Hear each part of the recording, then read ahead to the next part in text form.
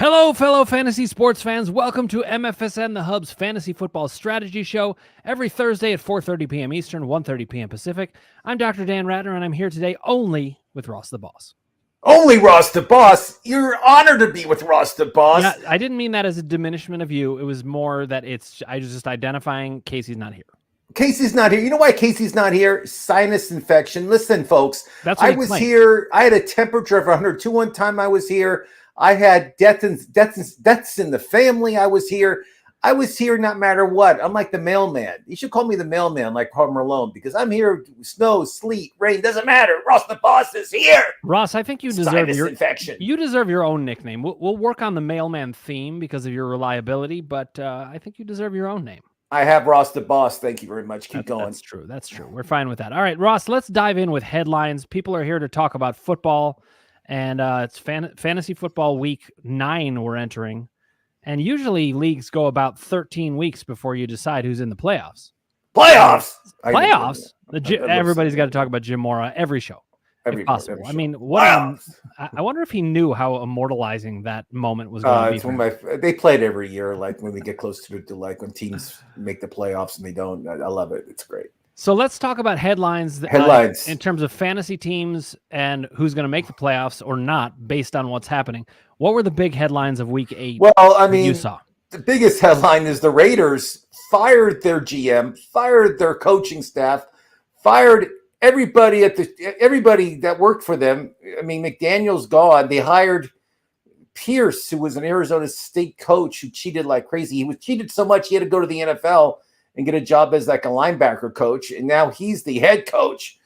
And they play the Giants this weekend in Vegas, and they're still favorites to Raiders. That's how bad the Giants are. Oh, that's actually astounding. And the first thing they did was they said, Mr. Garofalo, you're not starting. O'Donnell, you're in, the rookie from Purdue. And it's just amazing to me that people were high on the Raiders this year, and I said they're not going to win 5 games. I was saying this all along, and they're horrible. Devontae Adams is horrible. You know, it's just like I don't think I would. I don't know what Devontae Adams' value right now is in fantasy football. I mean, in a redraft league, it's basically 0. I mean, he's not putting up anything. Nobody will touch him. You said it. I didn't want to say it, but I would say it's close to 0. Yes. I mean, I saw Andy Behrens did something on Yahoo about the panic meter, and he was talking about Devontae Adams, and he was saying it's through the roof. I mean, we've seen the floor goes all the way to 0. Like you can't rely on him. But who was it that was saying the Raiders were good? I'm not aware of these people. Oh, living in LA, Dan, all you do is hear these Raider fans come out of the woodwork beginning of the season. We're going to be good this year. I'm like, no, you're not. Wow. No, Hope springs eternal. I mean, no, I guess you're right. I mean, look at the Rangers. I was a Browns fan, so I can understand. I mean, Arizona lost 100 games last year, and now they won the National League pennant. I mean, it's unbelievable. Yeah, I thought you were talking about the Cardinals. I was like, the Cardinals did not win 100 games. No, but talking about the Cardinals, they made a huge trade that had fantasy value. Yep. Let's talk about it. And, you know, why don't you tell the audience what they did? Well, I assume you're talking about the Josh Dobbs trade to Minnesota. Josh Dobbs is traded to Minnesota.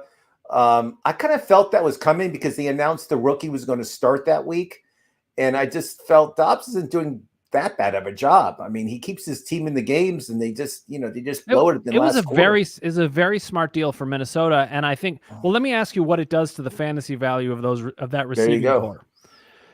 You know, what do you? I think it's it's not Kirk Cousins, but I do think it brings it back up so that you're not at a total loss. I mean, I just dealt for Hawkinson in a dynasty league. I'm very glad to see Dobbs coming in. If you have a rookie quarterback of the caliber of Hall, nothing against him. And I don't even know how he plays, but I'd be worried about it. BYU quarterback. He has a good arm, but he'll throw interceptions. Yeah, and I just think Dobbs is a professional quarterback who's going to get the ball to Hawkinson and Addison at this point. Jefferson's not back. Addison's on fire. I mean, past 2 games, over 200 yards and 3 touchdowns. On fire. Yeah, I mean, we can talk at some point. Towards the end of the season, we're going to start talking about dynasty and keeper value more because, that's when things shift in that direction. But right now, even in redraft leagues, where would you rank Addison among receivers? In redraft leagues? Yeah. I would say he's in the top 10. I mean, he's been performing way what his potential is. His ceiling's getting higher every week. I mean, I knew when they drafted him. I mean, I saw him play here in Los Angeles, but the year before that, he played at Pitt, and he was the receiver of the year. He won the Linchenkoff Award, and he had stardom written all over him. And I drafted him in a lot of leagues, and I'm happy I did. Yeah, Ross, you were very brave to say the word Biletnikoff. I'm proud of you. Fred Biletnikoff, one of my favorite receivers. He's a Raider. Speaking of the Raiders, exactly. One of the slowest guys I've ever seen, though, as a wide receiver. Yeah, and he's even slower now. Better hands than Casey Scheinfeld. Casey's not here; he's a sinus infection, and that's when you get your hands insulted when you're out. Yeah, he's in bed right now, taking medicine. So Addison, now that Dobbs is going to be throwing them, how much of a downgrade is it? I don't think it's that. I mean, look what he did with Hollywood Brown. I mean, Hollywood Brown, you and I didn't even. I barely talked about him before the season. I don't think any of us said Hollywood Brown, you got to draft. I don't. I have a good memory. I mean, I was higher on him than I think most people, but only because most people just were treating him. Yeah, I mean, and Hollywood Brown is relevant. I mean, he's a top 20 receiver right now, at least. I have to look, but I mean, Hollywood Brown's having a really good year, and with Addison, he'll do the same thing. I mean, again. He's not going to have the same stats as Cousins. Cousins is having a career year, and it's a shame that he went down. Yeah. And especially if you guys ever seen that show on Netflix called Quarterbacks. I've never seen it. It's about him and Mahomes and Marcus Mariota, the 3 quarterbacks. They follow around for like a whole year. It's great. Oh, wow. And Cousins comes out like a flower. I mean, he's a family guy. He cares. He loves his kids. I mean, reminds me of if Dan Ratner was a football player, that's what Kirk Cousins is. I mean, exactly. You are too kind. I appreciate you, Ross. You got it. So let's talk other headlines, though. I want to ask you if you consider this to be a headline, but Dak Prescott and CeeDee Lamb sure looked a lot better this last week. What do you attribute that to? Have they figured something out? Was it the matchup? I think Jerry Jones doing these press conferences and just having egg on his face every week. I think that made a lot of sense. And I think they figured it out. I think McCarthy's very close to losing his job. I don't think he'll be back this year unless the Cowboys do very well in the playoffs. I mean, I think that was going to be true anyway, honestly, but unless he wins the NFC or something crazy happens, he'll keep his job. I think he's gone. If he takes them to the NFC Championship and it's competitive, I think he could keep his job. I think you're right. Otherwise, 100%. I don't see it. I mean, I think CeeDee Lamb is he's a top 5 receiver. I mean, he's great. Pollard's not achieving it all. Ferguson is up and down. And then there are other receivers they have in that core are just Cooks, and all those guys are just mediocre. Well, this is why. So last week we had a couple of trade discussions, and CeeDee Lamb was involved in some of them. Yeah. And this is why you buy low on a guy like CeeDee Lamb.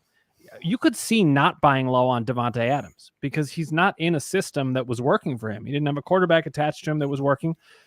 But CeeDee Lamb's done this with Dak Prescott before. I think he was an automatic buy low for me. I'm not saying that I was clear that he was going to have, 2 touchdowns and 125 yards by halftime. I didn't know that was coming. But we knew that a lot of good stuff was coming. Same is true with your Bengals. We knew that Burrow just needed some time to get that calf right. They had all the same personnel. There was no way they weren't going to be good. No, I mean the Bengals 4-3. God, that division is so competitive. I looked at it this week, and we're still in last place with a 4-3 record. But I mean, every team in that division is over 500. It's amazing. You know who's going to end up in last place?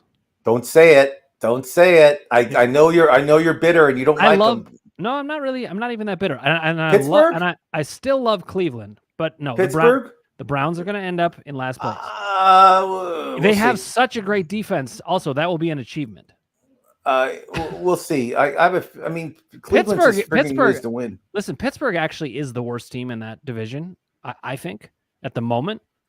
And they play tonight. They play Tennessee tonight against Levis, who almost was their cover boy.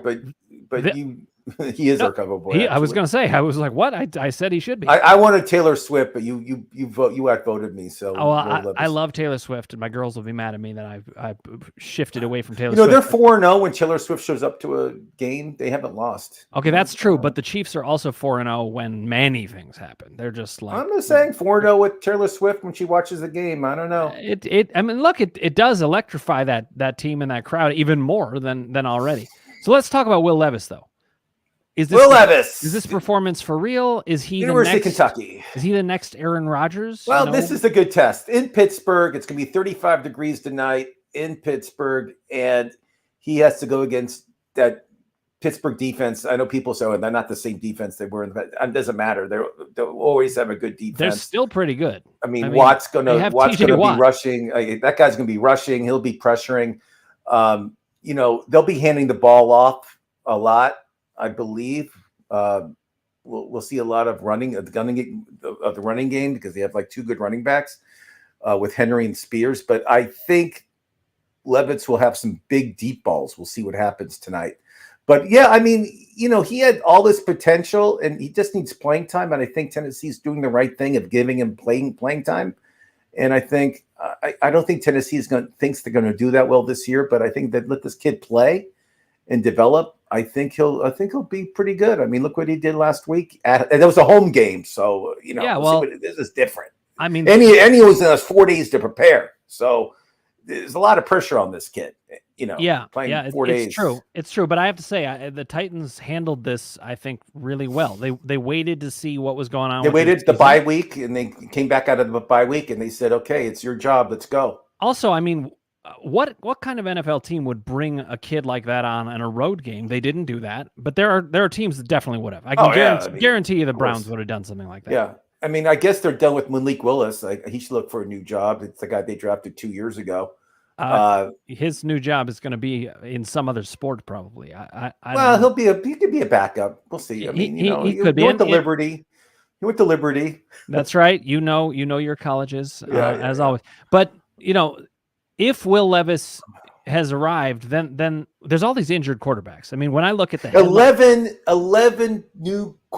starting quarterbacks this week that didn't start week 1. That's amazing? It's amazing, and it shows just what a rough sport it is, especially with how protected the quarterback position tends to be. I mean, really interesting that the Rams decided with Matthew Stafford hurt to throw the ball to him. I mean, what do you think about McVay's choice there? McVay's I love him. I think he takes chances, but wasn't a smart move. I mean, I agree with you across the board in that assessment. Stafford's not starting this week, and they're not even starting the rookie from Georgia. They're going with somebody else. But the Rams, I thought, would look good, but now without Stafford, I think they're in trouble. But so how many teams are on bye this week? Do you know offhand? Four teams. Okay, 4 teams on bye. You got 4 teams on bye. Detroit, you got Detroit, 11, Denver, Seattle, Detroit. I forgot. I know Detroit's on a bye. Yeah, I do know that because I have Jahmyr Gibbs in a league. I know you do. Hurting me. But with 11 starting quarterbacks that were not starting in week 1, 4 teams on bye, there's going to be teams that are playing a guy like Will Levis and hoping that he can reproduce what he did last week. Yeah. Now, obviously we don't exactly know what he'll do, but let's talk about the different types of leagues and where Will Levis should be owned. In a Superflex league, is he a must-own at this point? I mean... Oh, yeah. I mean, I'm sure he was either picked up or already drafted in a lot of it matters how big your league is. Sure. But I would say if it's a 14-team or even 12-team league, I would say he was probably drafted, knowing that he'll be a starting quarterback in the middle of the season, which it's not even, middle of the season, he's starting. So there you go. Yeah. Okay. But yes, I mean, but in a redraft league, I would say redraft league, 10, 12-team league, he probably wasn't drafted. People probably picked him up. Oh, I'm sure. Thinking he could do the same thing this week. And I'm afraid to say it, but he's not going to throw 4 touchdowns this week. No way. Seems very unlikely to me. But I think you're right. He was not rostered in most leagues. No. But people talked about him. I mean, I don't know if you remember this, but there was like a whole push of him being like the number 1 pick last year. I mean, people were saying there was. And how far did he fall again? Second round, first pick in the second round. Yeah, I mean, even worse than the Aaron Rodgers fall, and we all know how that ended. Oh yeah, I mean, but again, look at Tom Brady. He was drafted into the 7th round, right? I mean, it's like 6th, I believe. 6th round. But still, very but there's always quarterbacks that go late that do really well. So Joe Montana was a 3rd round pick. Yeah. I mean, there's a lot. NFL teams have not proven to be very good at assessing quarterbacks. Well, 95% of the time they are. 95% of the time, you think? Yeah. Oh, I wish Casey were here so we could have a 3. I would say 95. I mean, look who gets drafted in the first. If you look at all the quarterbacks in the league, the number of a quarterback busts is much higher than other positions. I mean, and some of that's just quarterback.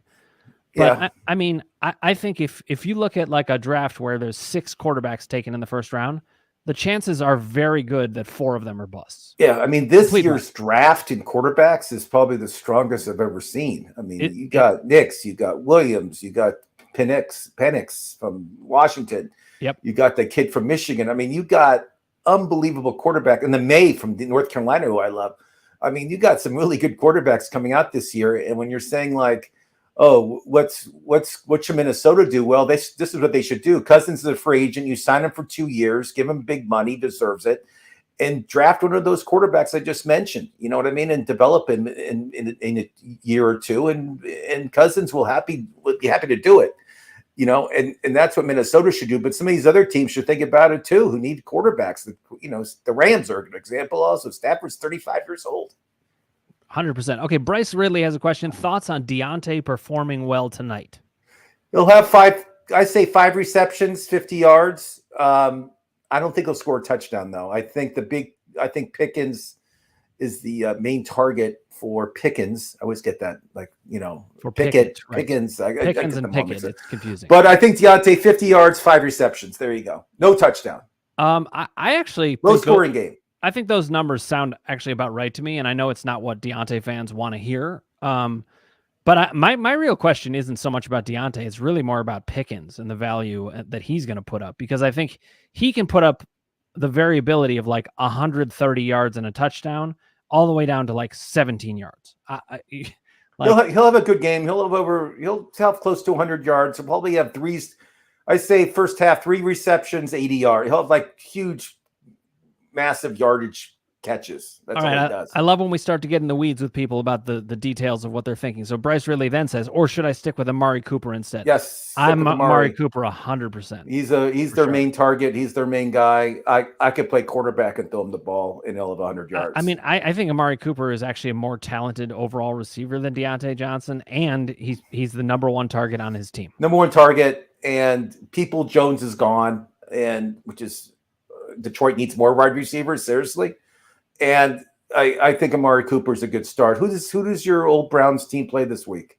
Who do they play this week? You're the Browns fan, not me. Oh, but I'm not a Browns fan, remember? Okay. I'm gonna check it out. In the meantime, let's say good afternoon to Albert Mariquin. Thank you for joining us here, Albert. Let us know if you have questions. I hope you guys also like. Oh, Cleveland plays Arizona. That's right. Oh, that's a great start. You start Cooper. There you go. Yeah, for sure. And you know why I did actually know that, but I had forgotten, is because we do a survivor pool, and I'm staring down the barrel of a gun, thinking about picking the Browns in my survivor pool because it's a great matchup. But I'm not doing it. When the Saints come marching in, that's who I'm picking. Picking my survivor pool. Yeah, same with me. And okay, so why are you picking the Saints instead of the Browns? And I'll tell you why. I don't know. Saints at home. The Browns are at home too. Okay, and the Saints are playing. Remind me who their Saints are playing. The Chicago Bears. The Bears with that quarterback I like him. This is a great story. He went to a Division III school. His dad's a world arm wrestling champion. Great story, but he looked awful the past 2 weeks. The Saints will just run all over Chicago.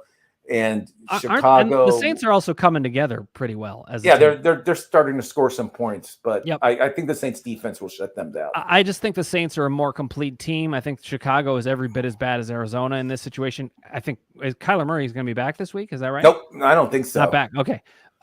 They're starting a rookie. They're starting the rookie, I believe. I'm just saying this. I'm not going to lose a survivor pool on picking the Cleveland Browns. I'm not. They have Derek Carr. I think Derek Carr is going to have a good week this week, and he has great weapons. Yep. Well, I'm not going to lose a survivor pool picking the Browns. That's all. This is a good question. Hopkins had 2 touchdowns or 3 touchdowns last week. He had 3 touchdowns. 3 touchdowns. In one of the dynasty leagues, Ross, I faced CeeDee Lamb, and DeAndre Hopkins. It was like being nuked. It's being nuked. I would probably just stay on Hopkins. I mean, obviously, definitely Hopkins. Let me just give you guys an example. When these young quarterbacks start, they want to go to the veteran wide receivers. They lock in on them. They lock into these guys because the veterans are in these guys' head. These veterans say, "Hey, throw me the ball," and they're like, "Yes, Mr. Hopkins, anything you want." You know why else, Ross? Here's another reason why I would start Hopkins over Deontay Johnson. Deontay Johnson's also an injury risk. If he gets injured, he's not going to play the whole game. So you got a number of red flags that Deontay Johnson is way far away from starting on any of my teams for a long time. Yeah, and plus, I think Levis will. Again, I think he'll have an okay game, but he's going to have some interceptions tonight too against that tough Pittsburgh D. That's true. He's going to complete a lot of passes to both teams. Yeah. Okay, Bryce Ridley then says, as a follow-up, my only concern is the Browns might be up a lot and start chewing clock. Cardinals starting some unknown dude. Okay, I don't know if I'm right about this, Bryce, but as a longtime former Browns fan, hear that, folks? I'm just going to say, the Browns have a way of letting every team in. Occasionally they blow a team out. It's always very surprising to me, but I don't think you're going to get into a situation of game script. Even the Cardinals are going to score. I know that the Browns actually have a good defense, but they also have boneheaded coaching, and they're going to let Arizona in the game. I've seen this many times. If you want to take it from a former Browns fan, I think you're safe with Amari Cooper. I also don't think it's a big risk because the comparison between him and Deontay, I think the upside is all with Cooper. Ross, what other highlights would you want to highlight because we may have missed? What other highlights do I want to highlight because we missed? Okay. When we talked about the trade deadline, we talked about that. When is the trade deadline? The trade deadline was last week. It was last week? You're talking about the NFL trade deadline. I thought you were talking about the fantasy. Oh, yeah. I was like, see, what? It varies in different leagues. Fantasy, you got to check your league to make sure I'm right. It could be the middle of November, end of November. You never know. The trade deadline in the NFL is a lot of times almost nothing happens. There were some things that happened this time, but it tends to be pretty low, a low bar in terms of what you're going to see. I mean, what we can talk about is also how the Denver Broncos upset the Kansas City Chiefs. To me, that was a huge, huge upset. I mean, obviously, the Chiefs have had Denver's number the past few years, and Denver is Sean Payton turning things around there. I can't stand Sean Payton, just so you guys know. He's such an egomaniac. I completely agree. I can't stand the guy. He thinks he's at God's gift to coaching, but he's not. I think he thinks he's God's gift to more than just that. Yeah, I mean, he's just an idiot. But I think Denver now is like, we're locked into this guy, so we can't really fire him right now unless we want to lose like 100 million. I think he's the highest paid coach in sports, right? Am I right? I think that's true. Yes. And in all of sports, I don't know. All of sports, I believe he's the highest paid coach in all of sports, which is that's absurd. Unbelievable. I mean, bravo. Some of that may be him being paid by the Saints. That's the thing. A lot of these coaches can get paid by multiple teams. No, it was the Denver decided to give him all the money. But you're a Cincinnati fan, so I remember this is about baseball, but I remember looking at the Reds payroll and their top players, and Ken Griffey Jr. is one of them. Number 2, number 1 is Votto, and number 3 I think is Will Myers, also not on the team. Really interesting. Yeah, they had 2 guys that don't play on the team that are top 3. Griffey still gets paid, and Will Myers, 100% right, was DFA'd.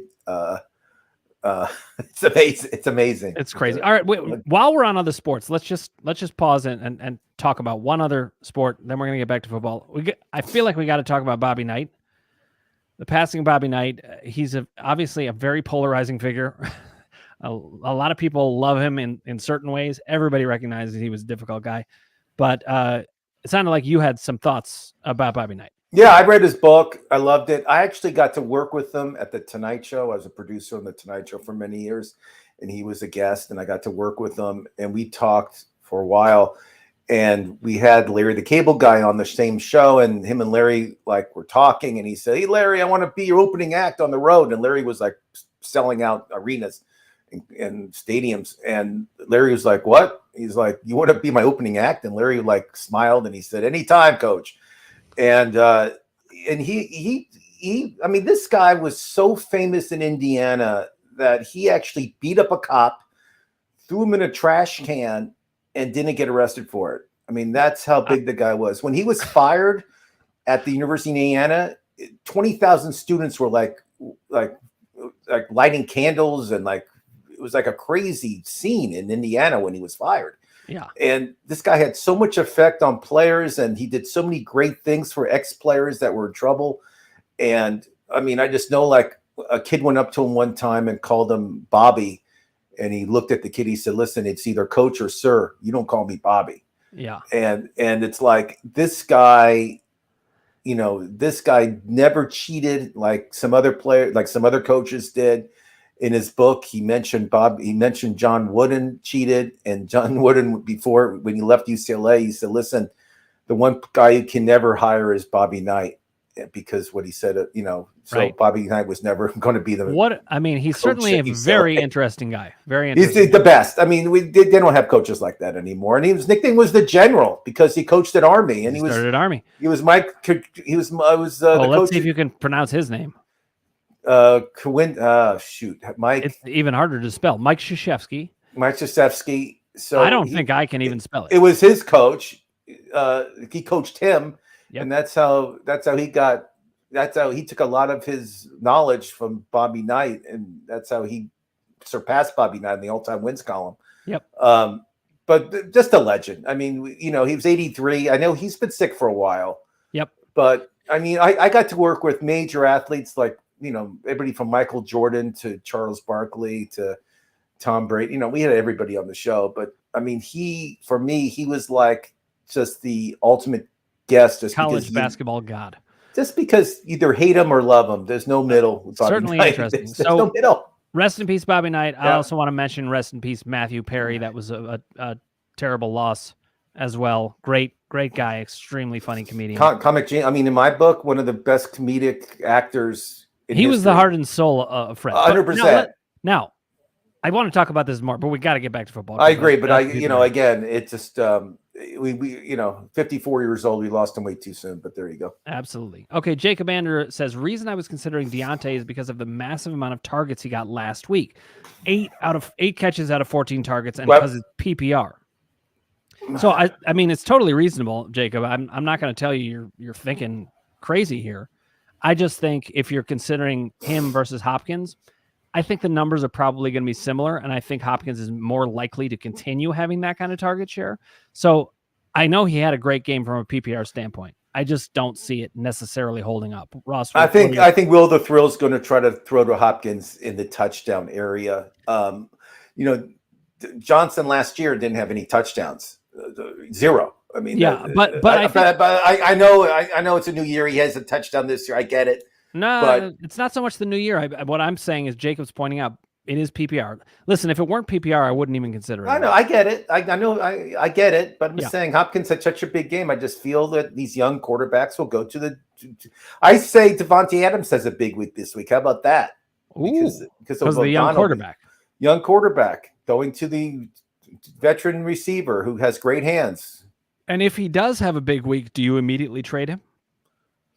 I would love to do that. I don't have him in any of my leagues, just for the fact that I didn't think the Raiders would be that great, and I just knew their offense would putter, which I'm 100% right. Yeah, I mean, but yes, I would love to trade. Love to trade him. I love to trade your guy Gibbs if I had him, because I don't think I just think Montgomery's going to come back and get a lot of the handoffs again. But that's me. By the way, I just noticed San Francisco's on bye, so. Or were they on bye? No, they're on bye this week. No, they played the Bengals last week. They're on bye this week. Right. Yep. So Christian McCaffrey, people with Christian. I mean, there can be these gaping holes. How do you replace Christian McCaffrey? Can't. I mean, this guy touchdown every week. I mean, will he do this the whole season? A touchdown every game during the season? Will he do it, Dr. Dan Rander? Will he do it? I actually think he will. Honestly. You heard that first from Dr. Dan Rander. He predicts a touchdown every week. There's not even that many weeks left. Like he's already done it. He's already done it for half the season. It's unbelievable. And let's say I just hope he stays healthy, which hopefully he will. He's such a focal point of their offense that I definitely. I think they will. So good.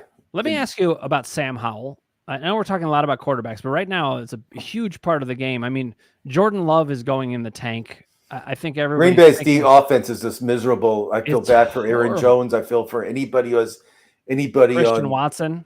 Anybody that has Green Bay stock, try to sell. If anybody will buy it, if not, guess what? In the MFSN league, I have Jordan Love, I have Christian Watson, and I have Romeo Doubs. So I'm obviously doing terribly.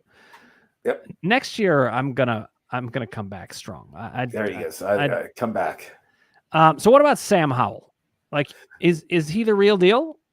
I loved him at the University of North Carolina. When they drafted him, I was, I like the Commanders. I'm not going to say the R word. No one won't do it. But yes, I think that he is the real deal. He has great weapons. And Riverboat Ron Rivera, he wants to keep his job, which I don't think he will. But he's got to try. But he's going to just whip. He's going to throw the ball. I mean, they're going to take chances. They're going to throw the ball 40, 45 times a game. And Howell's going to get the stats. They play New England this week in New England. And New England's team is not the same team that they used to be. So I think he has a big week.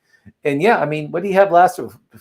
4 touchdown passes? Yep. I mean, a machine. I mean, just a machine. He's outperforming, let's see, which quarterbacks? Jared Goff, Russell Wilson, not a huge surprise. Actually, Russell Wilson has performed admirably.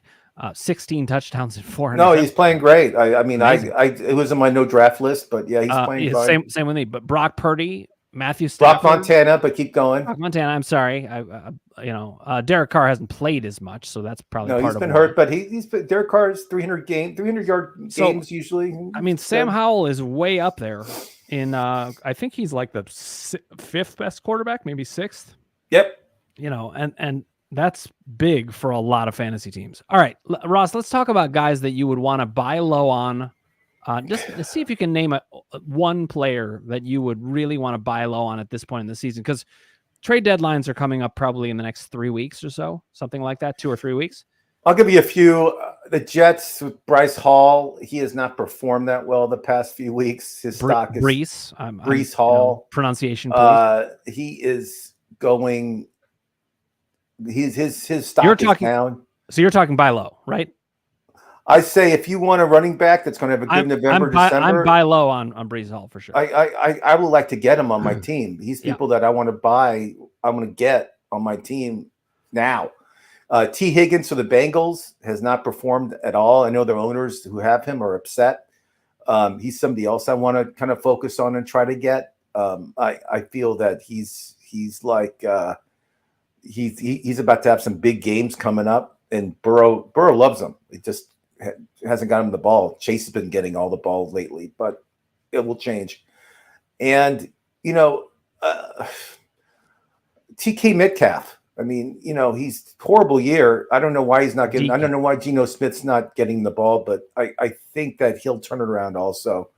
But those 3 guys, I'm kind of like looking at. They're going to start getting the ball. Some guys that are high that I would sell is probably Cooper Kupp right now, just because he doesn't have his quarterback with him. Right, with Stafford hurt. Yeah, so I'm worried about that. And you're going to laugh, but I would sell McCaffrey.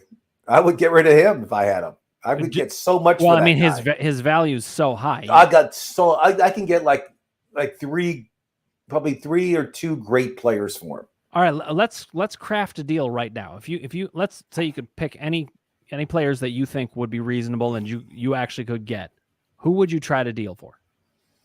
Justin Jefferson, just because he's hurt. Coming back when? Supposedly it's going to be 2 weeks, maybe 1 week. They don't know. Soon. Okay, so you're getting a value. I still feel like I can throw him the football and he can have 100 yards every game. Yeah. It doesn't matter who's playing quarterback right now with him at all. And Bijan Robinson, when is the coach going to let him start getting the ball more? I worried about him. What is going on in Atlanta? Does this guy want to be fired? Or so I actually what's I don't know the deal. I don't know if you noticed this, Ross, but I made a deal in one of our dynasty leagues. I traded Bijan Robinson for Breece Hall, getting Hawkinson in the deal. And, I like that. I don't. I'm not going to yell at you about that deal. I like Hall. I think Hall's every bit as good as Bijan, but he's getting the work. He's not. The coach is an idiot. I mean, they drafted this guy first round. Is he saving him for next year? What is he doing? Well, and why would you? I mean, I don't mean this to sound crass, but why would you save a running back? They have a shelf life of like 3 years. Yeah, but if I'm a coach and if I don't perform, I want my best players playing. I'm not going to save from some a coach's player. From a coach's perspective, it makes no sense. I mean, I appreciate the respect, for protecting players, but I just want to ask you a question about buy, sell, or hold. Adam Thielen. This guy's got quite a story this year. Like you and I both had him like almost out of the NFL. I mean, seriously, you and I talked about it and said like, he's on his last leg. He's playing for Carolina. He's going to get lost in the system. We're never going to hear from this guy I did not see that coming. Okay, let's just pretend for the story. Just go with me. So basically, that's the opposite that happened. He's a top 10 receiver. He's tearing it up in Carolina. He's the favorite target there. And he's 100. He gets like 10 targets a game. I mean, this guy is he's the main guy in Carolina. And you know what? I would start him. If I had him, I would start him every week. I mean, he's that good. Do I target him? Yeah. Well, I mean, if you compare him like to DJ Moore had one huge game. Adam Thielen's, I'd rather have Adam Thielen than DJ Moore. Adam Thielen's, if you can get him, he's a top 10 receiver in my book. I mean, I would love to trade for him. I would trade Ridley for him for Atlanta. I mean, I would do that deal right now. All right. Dylan Fink has a question: Hurts and Olave or Burrow and Puka the rest of the season? Is it fairly close or even? Yeah, you want Burrow and Puka.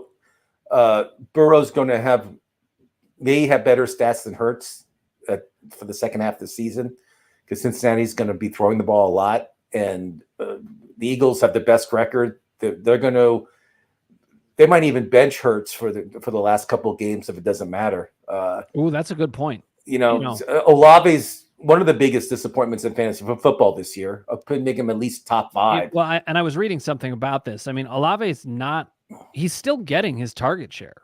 That's not the problem. His role's there. He's actually he's underperforming on the football field. He's dropping balls.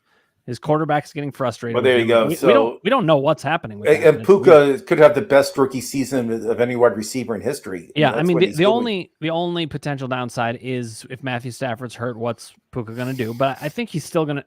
The question though is it fairly close or even? I think it's certainly close enough that if I saw that trade in a league, I wouldn't be like, what is that? No, I would not. So it's fairly close. Yeah, it's very close, but it's close. But I would choose the Burrow Puka side as well. Yeah, I'm a little one-sided because I'm a Bengal fan, but yeah, I would. Well, I'm not a Bengals fan, and I still would choose that. I mean, Burrow. I think to me is going to have a good second half. The upside is bigger because of Puka. Yeah, and Burrow and Hurts are, pretty much even as far as I'm concerned. I might even prefer Burrow. I just think he's less of an injury risk, ironically, given that he has been hurt much of the year. Dylan Fink then says, I made a big move, traded Ford, Goddard, and Diggs for Etienne, Hawkinson, and Devontae Smith. Good trade. I think that's a killer deal. Etienne is having a great season. Top 5 running back. Hawkinson. I mean, even though he doesn't have his guy there anymore, it doesn't matter. He'll be getting the tight end is a guy that will get the ball in a situation where your quarterback is either young or a second string, which he'll get the ball a lot. Devontae Smith, you know what? He's somebody you should buy low. He's a buy low guy. Sure. I mean, horrible first half. He's not getting the ball. It's all about AJ Brown and in that system. But Devontae Smith last year had a great season. He's going to turn it around. But go ahead. I think you did a good job. I think you got the best part of the deal. Absolutely. I think you got a huge upgrade in Etienne. I think you got a big upgrade in Hawkinson too. And you do go down. A good little combo with CMC and Etienne and C-Mac. And now his receivers, he has No, you traded Diggs. You don't have Diggs Diggs anymore. so it would be Ayuk, Waddle. I love Waddle. I love Flowers. Shaheed. I mean, you've got depth there too, so you dealt from depth. I think that's a great trade. Well done, good Dylan. trade. Good job. All right, Dominic Joseph says, would you start Will Levis or CJ Stroud? I'm still CJ Who's Stroud. Houston play? I will check on that. But CJ Stroud has been money, except last week he lost to Carolina and had a bad game, scored 10 points. Yeah, why do you think that happened? That was surprising. If I could predict NFL like that, I would be living in like a gold house. I think at least for this week, Dominic, it would be very hard for me to sit CJ Stroud. Yeah, again, Levis is playing against Pittsburgh tonight. The weather's going to be around 35 degrees. It's his first away game as a rookie. I bet you Stroud kind of. Who they play this week? Houston. Yeah, they play Tampa Bay, and they're at home. Yeah, that's what I'm saying. Houston's at home, so and Tampa Bay's defense is as mediocre as best. So CJ Stroud should have a bounce back game. I think he should have over 300 yards and at least 2 touchdowns. I think he didn't take the Panthers seriously, and I also think he was kind of pressing to show that he's better than Bryce Young. So I guess but who knows? Week to week, the NFL's crazy. I think Houston will bounce back this week. Yes. All right. Dominic then said, I have Fields and got burned last week with Stroud, looking for a spark. I still think you should stick with Stroud. I know it's hard when a player's had a down week, but you got to look at his whole trajectory this season. It's been good. I would bet on him one more week. I mean, this guy's been 300 yards a game, no interceptions. He's been throwing touchdown passes like to Nico. He's going to be he's been on fire. You got to keep him. Don't give up on CJ. He's a Buckeye. Even players like Burrow have a down week sometimes. Okay, Nino Pena says, should I start Warren tonight or Dobbs versus the Rams? Whew. What? Hold on. So Dobbs versus the Rams. So what are you wondering about? Jalen Dobbs Warren? Wait, I'm confused. Warren's a running back for Pittsburgh. I know that. Yes. And Dobbs is and Pittsburgh is playing tonight. Romeo Dobbs of the Packers is playing the Rams. Oh, okay. Romeo Dobbs. Okay, so that's a great question. I probably would start Romeo Dobbs. I would go with Dobbs. I mean, I really more outside. I hate Pittsburgh's running game. It's just they're horrible. Yeah, I mean, I'm not happy with those they choices. Just can't run. But I'm in similar situations, and starting Romeo Dobbs is not the worst. I mean, he's got upside. And the defensive backs for the Rams are kind of weak, so there you go. Yeah. I just think Jalen Warren doesn't have that much upside, if Najee Harris is in. He'll get 10 or 12 handoffs at 45 yards, no touchdowns. So there you go. Okay, and Nino was saying this is for a flex option. I think Ross and I both go with Dobbs. I'll go with Dobbs.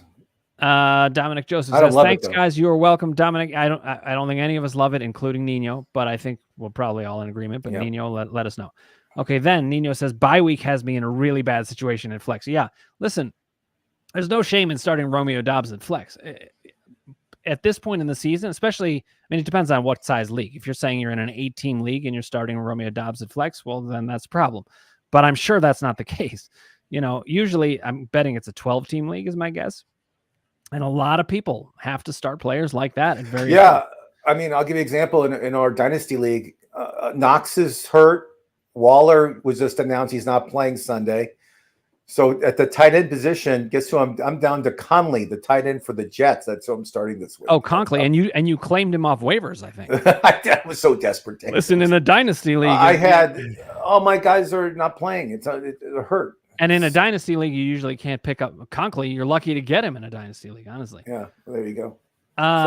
So yes, it sucks when players are on bye weeks. I get it. Yeah, well, but that's the reason you have a bench. That's the reason you just don't have a bench to look at. You have a bench to play these guys, so you got to play them. Let's also talk a little bit of strategy before we wrap up here. You got to look at your record at this point. If you need a win, you might have to go for some big swing because. Yep. So if you've got bye week problems and you're, let's say, I don't know, 3-5 or something like that, do you think you got to take a big swing there, Ross? I mean, if you're confident you're going to win and stay in the picture, fine. But if you lose and you go down to 3-6, your season could be done. Yeah, I mean, if your record, like you said, is under 500, you gotta win this week. This is a big week for you. I don't know how many teams make playoffs. Is it 6? Is it 4? I don't know. This the whole thing with your league. Yep. But again, if you're going to drop 3 games under 500 in November, it's not a good thing. You don't want to do that. Absolutely not. Now, on the other side, from a strategy standpoint, let's say you're 6-2 or even 7-1. Maybe you make certain trades to bolster your team. This is when I start looking to bring in handcuffs to get myself settled for the playoffs. You consolidate your good players because the starting lineup's what's going to matter when it comes 100%. 100%. You want those handcuffs of quarterbacks, running backs. You don't really have to handcuff wide receiver at all. Doesn't make any sense. Yep. All right. Oh no. I can't even think of a single time I've ever. You can't. I don't know why you would. Okay. Nino says, yeah, I'm sitting at 6-2. Well done. So I'm feeling all right, but also got a tight end problem with Laporta on bye week. Yeah. Just pick up. I don't know who's available, but again, you're 6-2. Don't pull your hair out. I would not. Don't use that good record. Tight end position. There's only like one tight end who's guaranteed to be big is Kelsey, and then you got Andrews, and then you got Hawkinson, and maybe Kittle, and then it kind of duels down to Laporta. After that, you might as well. It's just a dart throw. It's a dart throw. I mean, just pick up some bozo on waivers.